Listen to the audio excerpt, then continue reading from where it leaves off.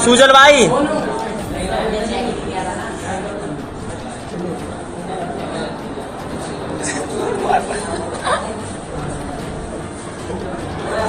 दोस्तों, आपने ये वीडियो देख ली होगी, समझ आपको कितना आया कितना नहीं आया, लेकिन ये वीडियो जमकर वायरल हो रही है।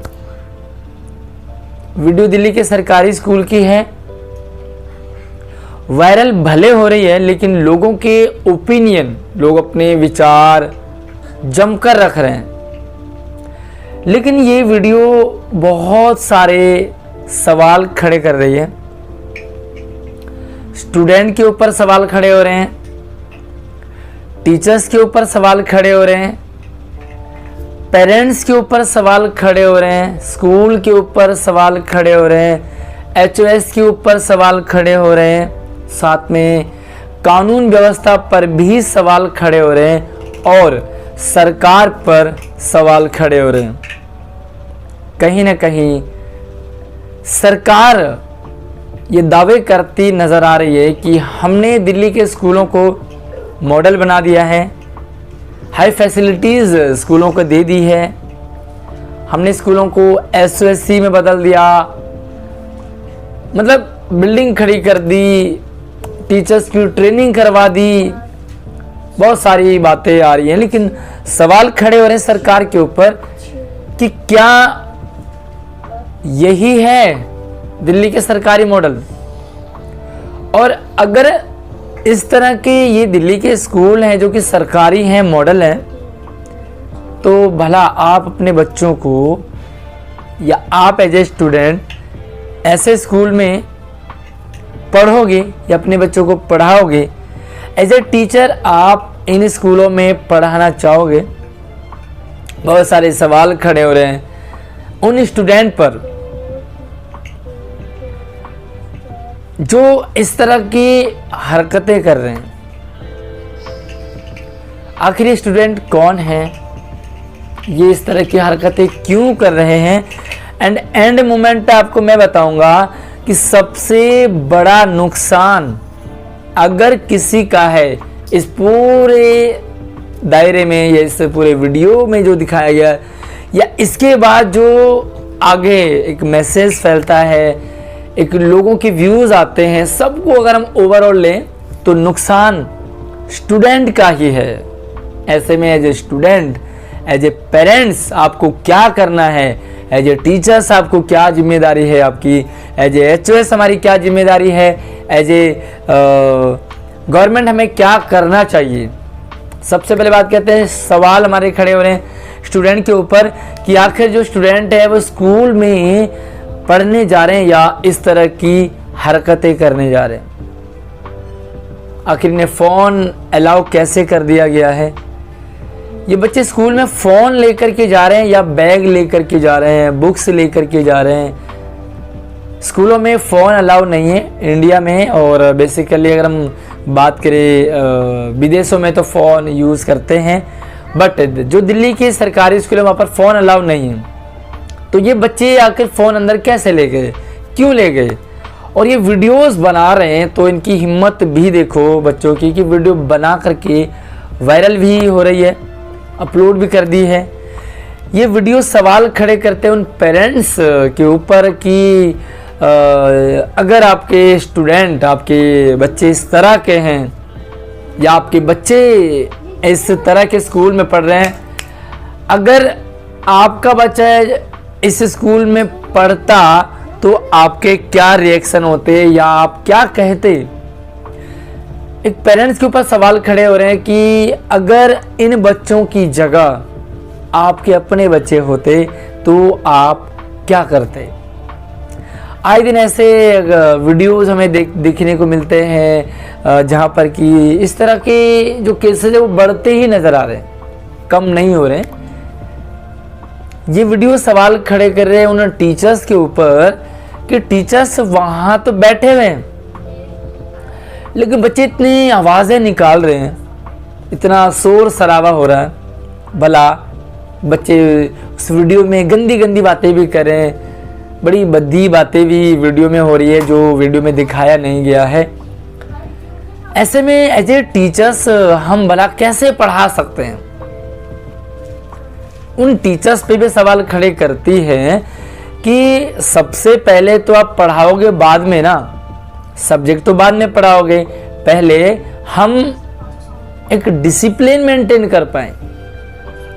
और अगर हमारी क्लास में डिसिप्लिन नहीं है तो मुझे नहीं लगता कि हम अपने सब्जेक्ट को डिलीवर कर पाए सही तरीके से। तो दूर की बात है, हम अपने सब्जेक्ट को स्टार्ट भी नहीं कर पाएंगे, क्योंकि अगर इस तरह का माहौल क्लास में रहा तो हम कैसे बुक ओपन करेंगे, कैसे हम रीडिंग करेंगे, कैसे हम एक्सप्लेन करेंगे, कैसे हम ब्लैक बोर्ड का सहारा लेंगे? क्योंकि बच्चे, अगर टीचर्स काम कर रहे हैं टेबल पे, बेंच पे बैठ करके, बच्चे सारे झुंड बना करके, और किस तरह की वो मतलब बिल्कुल रफ, मतलब वो जो हरकतें थी, बहुत ही चीप हरकत थी।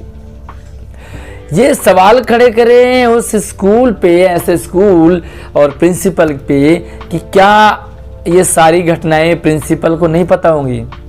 क्या स्कूल का माहौल, क्या स्कूल का वातावरण कैसा है, स्कूल के स्टूडेंट कैसे हैं, वो फ़ोन लेके आ रहे हैं, ये सारी बातें क्या HOS इनसे अछूता है? क्या स्कूल को नहीं पता है? हमारे स्कूलों में as a physical education teachers भी होते हैं जिनका एक तरह से डिसिप्लिन मेंटेन करना होता है। तो फिर आखिर इस तरह की मतलब जो ये वीडियोज़ है या इस तरह का माहौल है स्कूलों में कैसे हो रहा है? ये सवाल, ये वीडियो सवाल खड़े करते हैं हमारे कानून व्यवस्था पर कि इतनी छूट हमने दे दी है स्टूडेंट को, पेरेंट्स को, तो भला हमें मिला क्या? और हम आए दिन देखते हैं कि इस तरह के केसेस वो एक स्कूल में नहीं, बल्कि एक स्टेट में नहीं, बल्कि काफ़ी सारे स्कूलों में और काफ़ी सारे स्टेट्स में इस तरह की वारदात, वीडियोस, घटनाएं हमें देखने को मिलती है। तो क्या इस पर हमारी कानून व्यवस्था कुछ नहीं कहेगी? और कानून व्यवस्था ने इस तरह सबके हाथ बांध दिए हैं कि चाहते हुए भी कुछ नहीं कर पाते। सबसे बड़ी बात है कि ओवरऑल अगर हम कहें कि भैया टीचर्स की गलती है, हमें कहें कि स्टूडेंट की गलती है, हम कहें कि पेरेंट्स की गलती है, हम कहें कानून व्यवस्था की गलती है, या हम कहें स्कूल HOS की गलती है, लेकिन मैं तो सिंपली आपको एक बात कहना चाहूँगा कि गलती चाहे जिसकी भी हो, लेकिन नुकसान सिर्फ और सिर्फ स्टूडेंट्स का ही हो रहा है। अगर हम कहें कि पेरेंट्स का नुकसान हो रहा है, बिल्कुल नहीं हो रहा पेरेंट्स का, क्योंकि पेरेंट्स हमारे साथ भला कितने साल, कितने महीने और कितने दिन तक रहेंगे?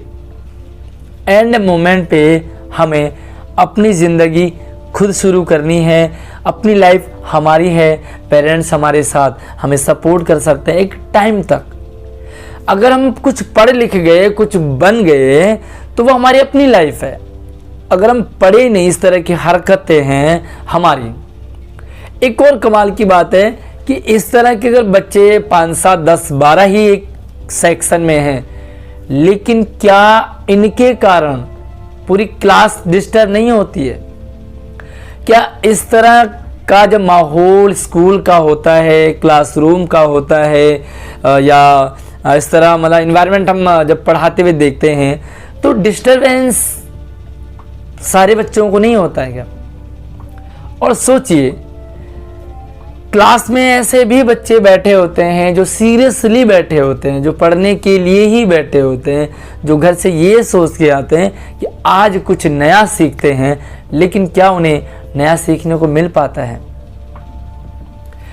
एज ए स्टूडेंट हमारे बहुत सारे रोल हैं, बहुत सारे कर्तव्य हैं। एज ए पेरेंट्स हमारे बहुत सारे रोल हैं जिन्हें हम भूलते जा रहे हैं। एज ए स्टूडेंट हम अपने अधिकार तो जान रहे हैं, बट अपने कर्तव्य भूलते जा रहे हैं। एज ए टीचर्स हमें नौकरी तो मिल जाती है, लेकिन हम अपनी कर्तव्य भूल जाते हैं। एज ए पेरेंट्स हमारे ऊपर बहुत बड़ी HOS, बहुत बड़ी जिम्मेदारी है हमारे ऊपर।